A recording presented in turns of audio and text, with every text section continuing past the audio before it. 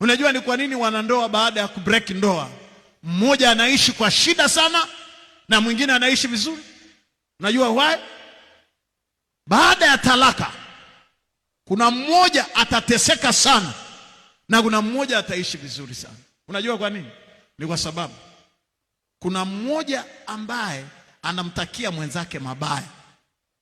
Ameniacha, ataona, atafilisika.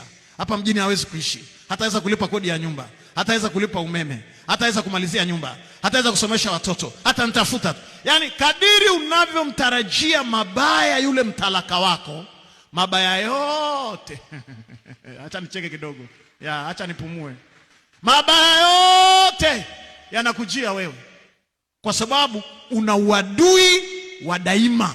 Unauitisha ufukara, unasema ufukara, unatabiri ufukara, unatabiri aibu, unasubiri aibu, unasubiri fedheha, zote zinakujia wewe.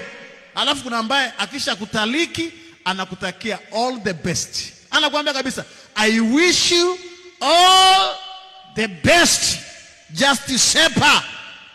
Na utaona akisitawi na utaona akiendelea. Sasa naomba usiwe na uadui wa